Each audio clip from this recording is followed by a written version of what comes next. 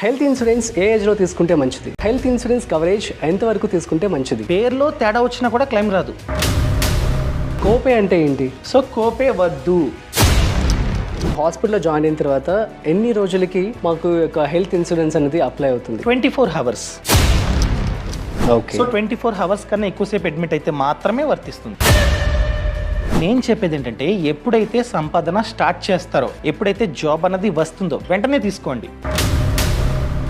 Health ఇన్సూరెన్స్కి సంబంధించి మంచి company ఏ విధంగా చూస్ చేసుకోవాలి? సో కొన్ని పారామీటర్స్ ఉన్నాయి. First one, claim settlement ratio. ఒక కంపెనీలో హెల్త్ ఇన్సూరెన్స్ పాలసీ తీసుకున్నారు, XYZ అనే కంపెనీ. అది మీకు నచ్చలే, అలాంటప్పుడు మీరు ఈ కంపెనీ నుండి ఇంకొక కంపెనీకి పోర్ట్ చేసుకోవచ్చు. హాయ్, హలో, నమస్తే, welcome to freedom app money Telugu channel. నేను మీ రాజీవ్. సో హెల్త్ ఇన్సూరెన్స్ సంబంధించి చాలా మందికి చాలా డౌట్స్ ఉన్నాయి. సో నేను కామెంట్స్లో కూడా చూశాను. సో మీరు అడిగిన కామెంట్స్ అన్నింటిని కూడా ఫిల్టర్ చేసి ఈరోజు మనతో ఒక స్పెషల్ గెస్ట్ని తీసుకొచ్చి వారితో మీకు క్లారిఫికేషన్ చేయబోతున్నాను. అతను ఎవరో కాదు, కౌశిక్ గారు. సో ఈరోజు మనతో ఉన్నారు స్టూడియోలో. వారి మాటల్లో మరిన్ని విషయాలు హెల్త్ ఇన్సూరెన్స్ గురించి మీరు అడిగినటువంటి డౌట్స్ అన్నింటిని కూడా క్లారిఫై చేస్తారు. హాయ్ కౌశిక్ గారు, నమస్తే. నమస్తే రాజీవ్, ఎలా ఉన్నారు? బాగున్నా, మీరు? నేను కూడా చాలా బాగున్నాను. Thank you so much for asking. So మేము ఫస్ట్ క్వశ్చన్ ఏంటి అంటే, సో మేము హాస్పిటల్లో జాయిన్ అయిన తర్వాత ఎన్ని రోజులకి మాకు ఒక హెల్త్ ఇన్సూరెన్స్ అనేది అప్లై అవుతుంది? సో మీరు అడిగిన క్వశ్చన్, మేము హాస్పిటల్లో ఎన్ని రోజులు అడ్మిట్ అయితే మాకు హెల్త్ ఇన్సూరెన్స్ వర్తిస్తుంది, అదే కదా? అవును. 24 hours. ఓ, అంతేనా? 24 hours కన్నా ఎక్కువసేపు మీరు కనుక హాస్పిటల్లో ఏదైనా కారణం చేత అడ్మిట్ అయితే హెల్త్ ఇన్సూరెన్స్ కంపెనీ ఆ ఇన్సూరెన్స్ని మనకైతే ఇస్తుందన్నమాట, క్లెయిమ్ ఇస్తుంది. ఓకే. సో ఫర్ ఎగ్జాంపుల్ ఈ రోజు ఈ టైంకి అడ్మిట్ అయితే రేపు ఇదే టైం వరకు కూడా మనమైతే హాస్పిటల్లోనే అడ్మిట్ అయ్యి ట్రీట్మెంట్ తీసుకుంటూ ఉండాలి. ఓకే. మీ క్వశ్చన్కి ఆన్సర్ 24 hours కన్నా ఎక్కువ. సింపుల్. ఫైన్. సో అంటే 24 hours అంటున్నారు. సో చాలా మందికి చాలా డౌట్స్ ఉన్నాయి. Like for example high extent ఎంత వరకు ఉంటుంది? అంటే మీరు ఎన్ని రోజులన్నా ఉండొచ్చు, ఎన్ని రోజులున్నా వర్తిస్తుంది. కొందరు ఏం చేస్తారంటే సింపుల్గా జ్వరం వచ్చింది వెంటనే వెళ్ళి ట్రీట్మెంట్ తీసుకుని వచ్చేస్తారు అడ్మిట్ అవ్వకుండా.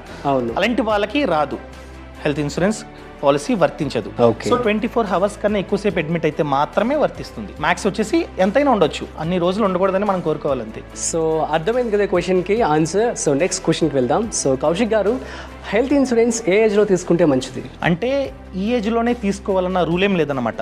నార్మల్గా 18 to 65 ఏజ్ వాళ్ళు ఎవరైనా తీసుకోవచ్చు. బట్ నేను చెప్పేది ఏంటంటే ఎప్పుడైతే సంపాదన స్టార్ట్ చేస్తారో, ఎప్పుడైతే జాబ్ అన్నది వస్తుందో వెంటనే తీసుకోండి. ఎందుకంటే ఫర్ ఎగ్జాంపుల్ మీ ఏజ్ తక్కువ అనుకో, ఆటోమేటిక్గా మనం కట్టాల్సిన ప్రీమియం కూడా తక్కువ ఉంటుంది. అదే మన ఏజ్ అన్నది చాలా ఎక్కువ అనుకోండి, మనం ఇయర్లీ కట్టాల్సిన ప్రీమియం చాలా ఎక్కువ. సో ఎంత వీలైతే అంత త్వరగా తీసుకోండి. For example me age 25, so మీకు 10 lakh కవరేజ్ గల హెల్త్ ఇన్సూరెన్స్ పాలసీ కావాలంటే, మీకు ఎటువంటి జబ్బులు ఎటువంటి బ్యాడ్ హ్యాబిట్స్ లేకపోతే మీ ప్రీమియం ఇయర్కి 10,000 అంతే. సో ఇదే 10,000 కొనసాగుతూ ఉంటుంది. కొందరు ఏం చేస్తారంటే నా ఏజ్ తక్కువ, నాకు ఇప్పుడేమొస్తే జబ్బులు అని చెప్పి ఇగ్నోర్ చేస్తారు. అది తప్పు. ఏముంది, యాక్సిడెంట్ ఎక్కువగా యూత్కి అవుతుంది. ట్రూ. సో ఫాస్ట్గా వెళ్ళిపోయి కార్ డ్రైవింగ్ ఫాస్ట్గా చేసి ఎక్కువగా యూత్కి అవుతుంది. సో అప్పటి వరకు కష్టపడి డబ్బుని ఆదా చేసుకుంటాం, చిన్న యాక్సిడెంట్ అవుతుంది. అప్పటి వరకు ఎంతైతే డబ్బుని ఆదా చేసామో అంత హాస్పిటల్ బిల్లు కట్టాలి. సో దయచేసి ఎప్పుడైతే మీరు సంపాదించడం స్టార్ట్ చేస్తారో అప్పుడు వెంటనే మీ పేరు మీద హెల్త్ ఇన్సూరెన్స్ పాలసీ తీసుకోండి. ఇంకా బెటర్ ఏంటంటే family floater health insurance policy. మీకు మీ పెళ్ళైతే మీ వైఫ్కి, మీ పేరెంట్స్కి అందరికీ కలిపి ఒక ఇన్సూరెన్స్ అనమాట. ఓకే. ఫ్యామిలీలో ఎవరికి ఏదైనా జరిగితే వెంటనే ఈ పాలసీ వర్తిస్తుంది. ఏజ్తో సంబంధం. కౌశిక్ గారు, హెల్త్ ఇన్సూరెన్స్ కవరేజ్ ఎంత వరకు తీసుకుంటే మంచిది? సో కవరేజ్ అన్నది తమ్ రూల్ ప్రకారం 50% ఆఫ్ యువర్ యాన్యువల్ ఇన్కమ్. మీ వార్షిక ఆదాయం ఎంతైతే ఉందో దానిలో 50%. ఫర్ ఎగ్జాంపుల్ మీ వార్షిక ఆదాయం 10 lakhs, అటువంటిప్పుడు 5 lakh కవరేజ్ తీసుకుంటే మంచిది. ఒకవేళ నాకు ఆల్రెడీ చాలా జబ్బులు ఉన్నాయి, ఎక్కువగా ఖర్చు అవుతుంది ఫ్యూచర్లో అనుకుంటే కాస్త ఎక్కువ తీసుకోండి, అది ఇంకా మీ మీద డిపెండ్. కానీ 50% ఆఫ్ యువర్ యాన్యువల్ ఇన్కమ్ ఖచ్చితంగా తీసుకోండి. Done. So good answer. The next one వచ్చేసి, ఇప్పుడు హెల్త్ ఇన్సూరెన్స్ అప్లై చేస్తున్నప్పుడు అన్ని వివరాలు మనం ఇవ్వాల్సిందేనా? ఎస్. చాలా మంది చేసే తప్పు ఏంటంటే తప్పులు చెప్తుంటారు అనమాట. లైక్ స్మోకింగ్ హ్యాబిట్ ఉంటుంది, లేదు అని చెప్తారు. సో రేపు కనుక స్మోకింగ్ వలన మనం కనుక హాస్పిటల్లో అడ్మిట్ అయితే క్లెయిమ్ రాదు. ఓకే. ప్రతి ఇయర్ కడుతూ ఉంటాం, కానీ రేపు స్మోకింగ్ కారణం చేత హాస్పిటల్లో అడ్మిట్ అయితే మనం అక్కడ మెన్షన్ చేయలేదు అని చెప్పి మనకైతే క్లెయిమ్ అన్నది రాదనమాట. అదేవిధంగా కొందరు ఏం చేస్తారంటే డేట్ ఆఫ్ బర్త్ తప్పిస్తారు, అది కూడా తప్పు. సో ఏముందో అది కరెక్ట్గా ఇవ్వండి, ఇంక్లూడింగ్ యువర్ నేమ్. ఆధార్ కార్డులో ఏదైతే పేరు ఉందో అదే ఇవ్వాలి. పేరులో తేడా వచ్చినా కూడా క్లెయిమ్ రాదు. సో పేరు, ఊరు, అడ్రస్సు ప్రతిదీ కరెక్ట్గా ఇవ్వాలి. ముఖ్యంగా జబ్బులు, ఏమైతే జబ్బులు ఆల్రెడీ ఉన్నాయో, ఫర్ ఎగ్జాంపుల్ బీపీ షుగర్ ఉంది, చాలా మంది ఏం చేస్తారంటే చెప్పరు, రేపు బీపీ షుగర్ వాళ్ళని అడ్మిట్ అయితే క్లెయిమ్ రాదు. సో మనం ముందుగానే చెప్పామనుకోండి, ఆ పాలసీ వాళ్ళు రాసుకుంటారు, ఓకే ఈయనకి షుగర్ ఉంది, బీపీ ఉంది అని చెప్పి. సో దానికి మళ్ళీ వెయిటింగ్ పీరియడ్ ఉంటుంది, pre existing waiting period for diseases. జబ్బులకి waiting period 1 year to 4 years ఉంటుంది. ఓకే, ఎగ్జాంపుల్ గా చెప్పాలంటే, మీకు ఎగ్జాంపుల్ గా షుగర్ ఉంది, మీరు చెప్పారు నేను పాలసీ అమ్మడానికి వచ్చా, అడ్వైజర్ నేను. సో మీరు షుగర్ ఉందని చెప్పారు, నేను రాసుకుంటా. దానికి వెయిటింగ్ పీరియడ్ ఉంటుంది అనమాట, depends upon company. For example 4 years waiting period ఉంటే, ఈ 4 years వరకు మీరు కనుక షుగర్ కారణం చేత హాస్పిటల్ అడ్మిట్ అయితే క్లెయిమ్ రాదు. ఓకే, వెయిటింగ్ పీరియడ్ మీరు 4 years ఖచ్చితంగా వెయిట్ చేయాల్సిందే. 4 years తర్వాత షుగర్ చేత హాస్పిటల్ అడ్మిట్ అయితే అప్పుడు కంపెనీ క్లెయిమ్ ఇస్తుంది. సో ఇవన్నీ ఏదైతే జబ్బు ఉందో, ఏదైతే డిసీజ్ ఉందో ముందుగానే మనం చెప్పాలి. చెప్తే వాళ్ళు వెయిటింగ్ పీరియడ్ పెడతారనమాట. సో మనం చూస్ చేసుకునేటప్పుడు కూడా ఏ కంపెనీ అయితే తక్కువ వెయిటింగ్ పీరియడ్కి ఆఫర్ చేస్తుందో పాలసీ, దాన్ని తీసుకుంటే మంచిది. ఓకే, ఇంకో డౌట్ వచ్చే ఉంటుంది, ఇప్పుడు పాలసీ తీసుకున్నాం, పాలసీ తీసుకున్న తర్వాత ఏదో జబ్బు వచ్చింది, తీసుకున్న తర్వాత మధ్యలో కనుక జబ్బు వచ్చినట్లయితే అప్పుడు పరిస్థితి సింపుల్, మనం తీసుకుంటున్న టైంలో ఆ జబ్బు మనకి లేదు, సో తర్వాత వచ్చింది మధ్యలో, అది డిక్లేర్ అవుతుంది కదా. సో డాక్టర్ రాస్తారనమాట డిక్లరేషన్ ఫామ్, ఈయనకి షుగర్ ఈ రోజు స్టార్ట్ అయింది, ఈ రోజు మాకు తెలిసింది ఒక డాక్టర్గా అని చెప్పి రాస్తారు. ఆ డాక్యుమెంట్ని మనం సేఫ్గా పెట్టుకోవాలి. ఓకే, మన ఇన్సూరెన్స్ పాలసీతో పాటు ఆ డాక్యుమెంట్ కూడా సేఫ్గా పెట్టుకోవాలి. రేపొద్దున్న ఆ కంపెనీ కనుక మీకు ఆల్రెడీ షుగర్ ఉంది, సో మీరు చెప్పలేదు అని చెప్తే, లేదు సార్ నేను పాలసీ ఈ రోజు తీసుకున్నా, కానీ పాలసీ తీసుకున్న 2 years తర్వాత మా డాక్టర్ చెప్పారు నాకు షుగర్ ఉందని చెప్పి, ఇదిగోండి ప్రూఫ్ అని చెప్పి చూపిస్తే క్లెయిమ్ అన్నది వస్తుంది. ఇంకా బెటర్ ఏంటంటే మనం కంపెనీకి కాల్ చేసి చెప్తే బెటర్. అంటే మనకి రిలేషన్షిప్ మేనేజర్ అని చెప్పి ఉంటారు, ఆయనకి కాల్ చేసి సార్ నేను తీసుకుంటున్న టైంలో నాకు షుగర్ లేదు, ఇప్పుడు వచ్చింది అని చెప్తే మంచిది. ఓకే, సరిపోతుంది. సో దాన్ని వారు కన్సిడర్ చేస్తారు. అది ఏ జబ్బుకైనా సరే కూడా దేనికైనా వర్తిస్తుంది. అమేజింగ్. కౌశిక్ గారు, హెల్త్ ఇన్సూరెన్స్కి సంబంధించి మంచి కంపెనీ ఏ విధంగా చూస్ చేసుకోవాలి? సో కొన్ని పారామీటర్స్ ఉన్నాయి. First one, claim settlement ratio. Okay, అంటే ఏంటి? ఫర్ ఎగ్జాంపుల్ 100 మంది ఒకేసారి క్లెయిమ్కి అప్లై చేస్తే 100 మందిలో ఎంతమందికి క్లెయిమ్ ఇచ్చింది ఆ కంపెనీ, దాన్ని చెప్పేదే claim settlement ratio. For example ఈ క్లెయిమ్ సెటిల్మెంట్ రేషియో 99% ఉంటే 100 మంది అప్లై చేస్తే 99 మెంబర్స్కి క్లెయిమ్ ఇచ్చింది ఆ కంపెనీ.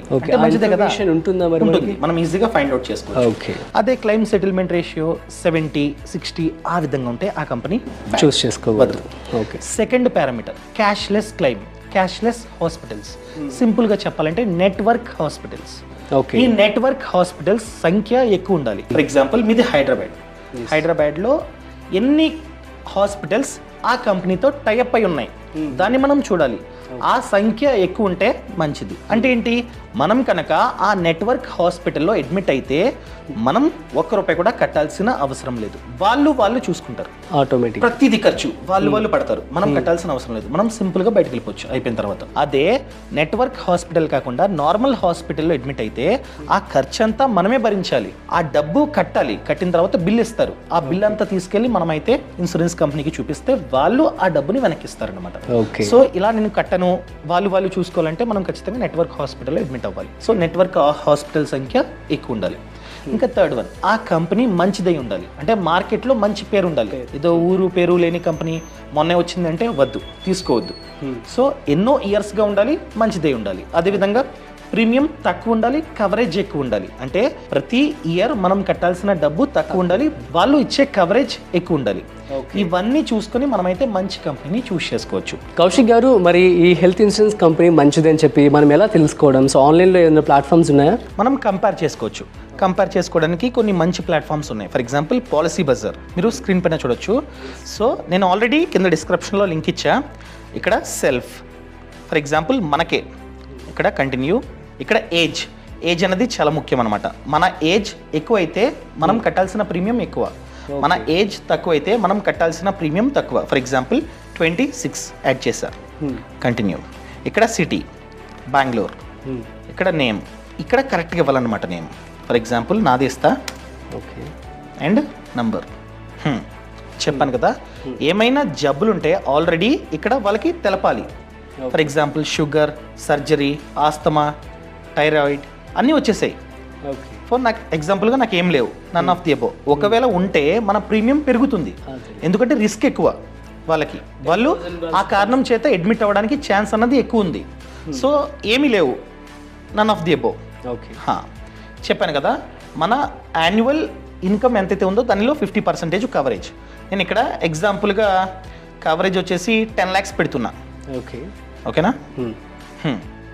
మీ ఏజ్ 26 అయి ఉండి మీరు 10 lakh కవరేజ్ అయిన హెల్త్ ఇన్సూరెన్స్ పాలసీ కావాలంటే సో మీరు కట్టాల్సిన ప్రీమియం 8,419 ఈ company per year.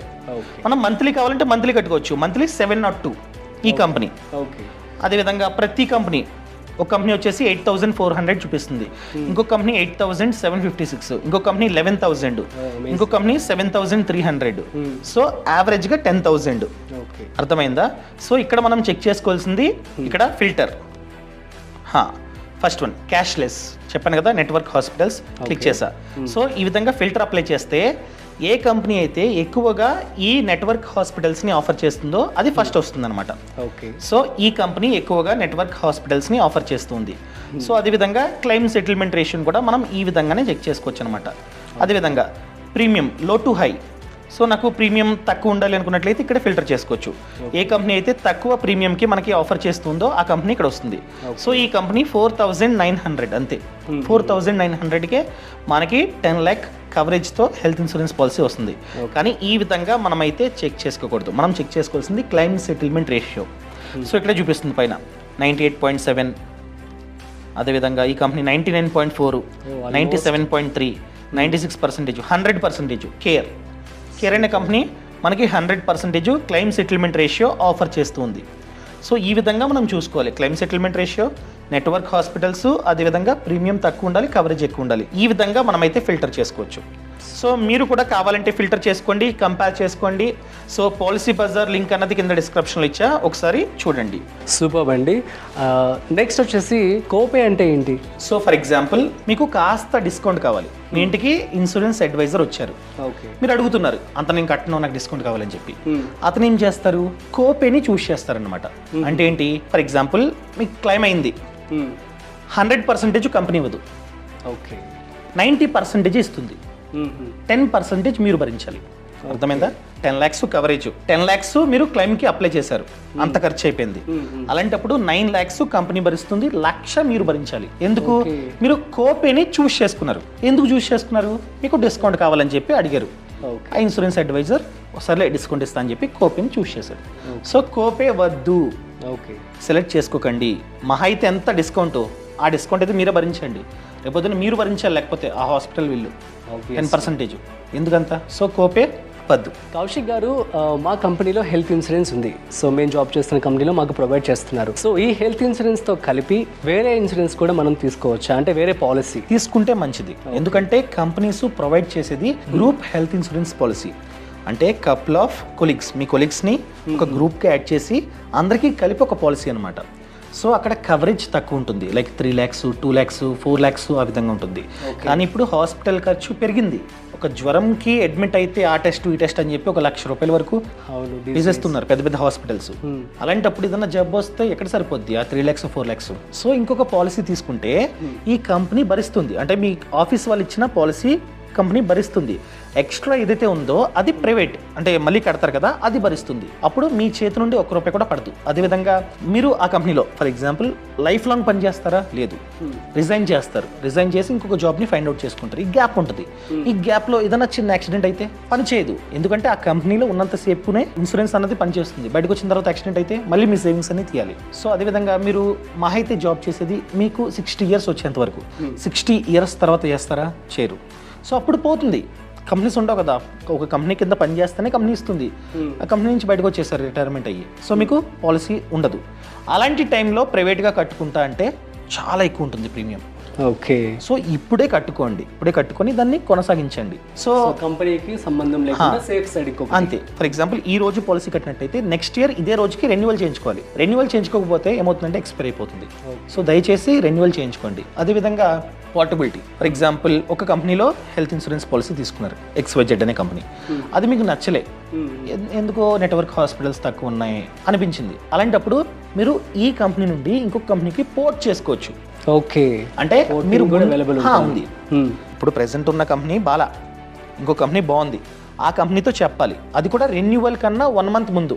Okay. Renewal అవ్వకన్నా 1 month ముందు వెళ్ళి, సార్ ఈ కంపెనీలో నాకు హెల్త్ ఇన్సూరెన్స్ పాలసీ ఉంది, కడుతున్నా ఎవ్రీ ఇయర్ ప్రీమియం, ఇంకొక 1 monthలో నేను కట్టాలి, రెన్యువల్ చేసుకోవాలి. సో అది నాకు నచ్చలే, మీ దాంట్లోకి వచ్చేస్తా అంటే వాళ్ళు ఫామ్ ఇస్తారు, ఫిల్అప్ చేయాలి, వాళ్ళు మాట్లాడుకుంటారు, షిఫ్ట్ అయిపోద్ది. ఇక్కడ బెనిఫిట్ ఏంటంటే ఈ పోర్టబిలిటీలో మీకు చెప్పాను వెయిటింగ్ పీరియడ్ ఉంటుందని చెప్పి. షుగర్ ఉంది, ఒక 4 years వెయిటింగ్ పీరియడ్ అంటారు. 4 years వెయిట్ చేసిన తర్వాత మాత్రమే మీకు క్లెయిమ్ వస్తుంది. తర్వాత 4 years తర్వాత అడ్మిట్ అయితే మీరు అడగొచ్చు, ఈ కంపెనీలో ఆల్రెడీ 2 years నేను వెయిట్ చేస్తాను, వెయిటింగ్ పీరియడ్ కంప్లీట్ అయిపోయింది, మళ్ళీ పోర్ట్ చేసుకుంటే మళ్ళీ ఫస్ట్ నుంచి ఇంకొక 4 years వెయిట్ చేయాలని చెప్పి డౌట్ వచ్చి ఉంటుంది. లేదు, ఆబ్వియస్లీ ఇద్దరు మాట్లాడుకొని ఇస్తారు కాబట్టి ఇక్కడ 2 years కంప్లీట్ అయిపోయింది, ఇక్కడ కంటిన్యూ 2 years. అర్థమైందా? సో ఆ విధంగా మనం పోర్ట్ కూడా చేసుకోవచ్చు అనమాట. చాలా మంది మళ్ళీ ఫస్ట్ నుంచి వెయిటింగ్ పీరియడ్ ఉంటుందేమో అని చెప్పి పోర్ట్ చేసుకోరు.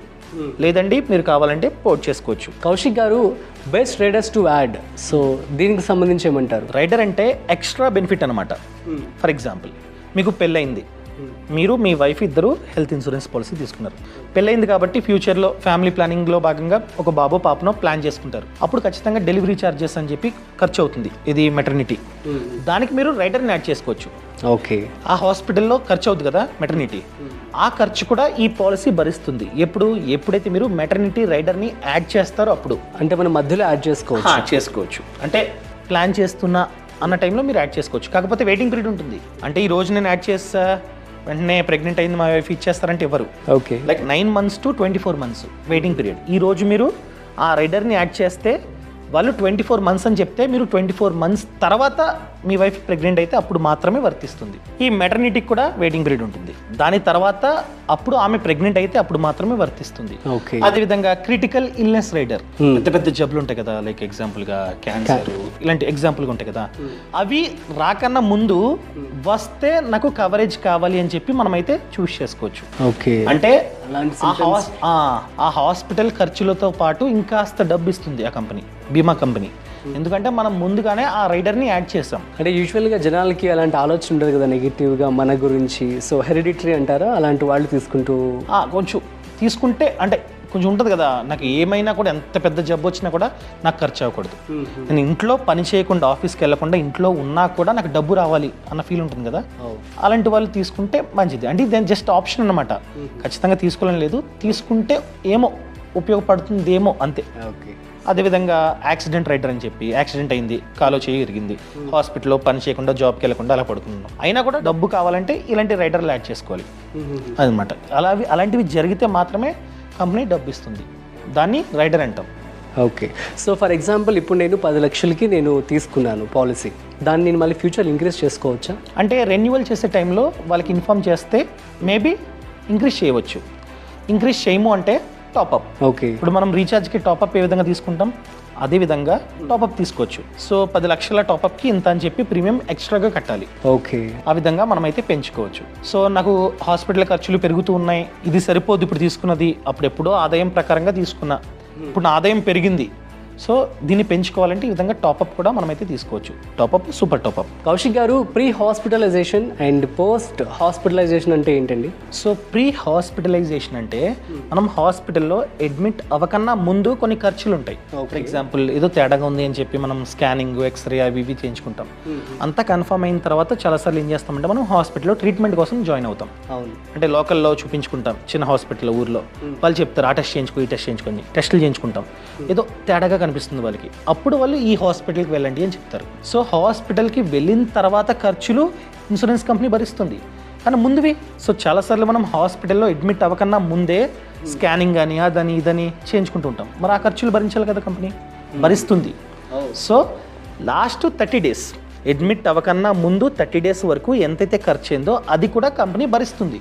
ఓకే. అదేవిధంగా పోస్ట్ హాస్పిటలైజేషన్, డిశ్చార్జ్ అయిపోయాం, ఇంటికి వెళ్ళాం, మళ్ళీ అక్కడ ఖర్చులు ఉంటాయి, టాబ్లెట్స్ అని అవని లేకపోతే ఒక ఆర్ఎంపీ డాక్టర్ వచ్చి వెళ్ళడం, ఈ ఖర్చు ఉంటుంది కదా, ఈ ఖర్చు కూడా హెల్త్ ఇన్సూరెన్స్ కంపెనీ భరిస్తుంది అప్ టు 60 డేస్. మనం డిశ్చార్జ్ అయిన తర్వాత 60 డేస్ వరకు ఖర్చు అంతా భరిస్తుంది. ఓకే. ఫ్రీ అంటే 30 డేస్, పోస్ట్ అంటే 60 డేస్. ఓకే. అంటే డిపెండ్స్ అపాన్ కంపెనీ. మీ కంపెనీ ఇస్తుందా లేదా చెక్ చేసుకొని ఆ తర్వాత తీసుకుంటే మంచిది. సూపర్.